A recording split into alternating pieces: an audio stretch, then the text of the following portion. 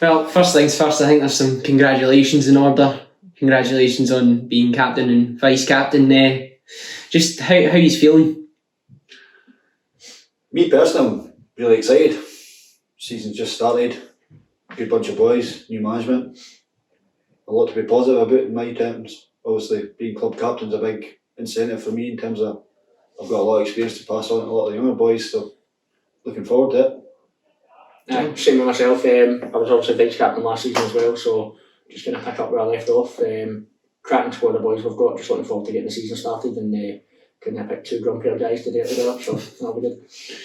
Well, John, as you were here last season, you've obviously noticed the shift within the club, the change in management and whatnot. How have you saw the transition? It's been really good. I think obviously that we've changed the whole squad apart from four. So from what I've seen so far, the training's been excellent.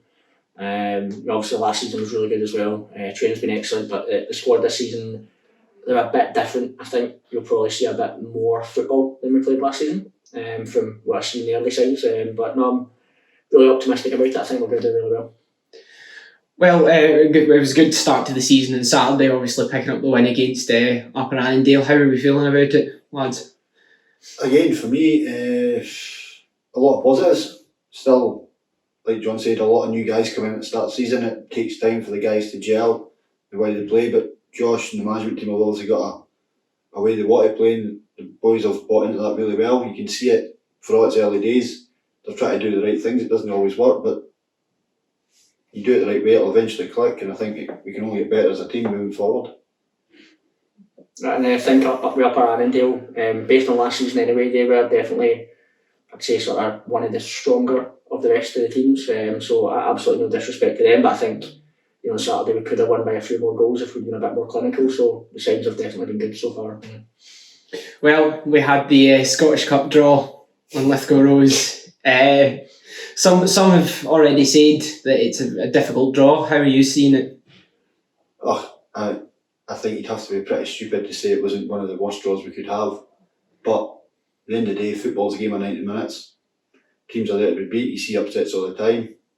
We've nothing to lose as far as I'm concerned. Not one person in the region is probably going to give us any hope whatsoever going up there and getting a result. So we've nothing to fear.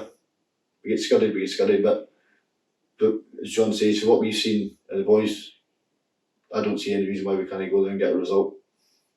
No, definitely a tough draw, like Holt said. Probably one of the hardest we could have got. We went up there last season though, and we gave a good account of ourselves. We get beat by the odd goal. I don't see any reason why in 90 minutes we can't do that again, and I'm sure Josh and the coaches will have us organised and ready to go on the day. Well, John, being here last season, you were a part of the treble winning squad. A lot of high standards to live up to.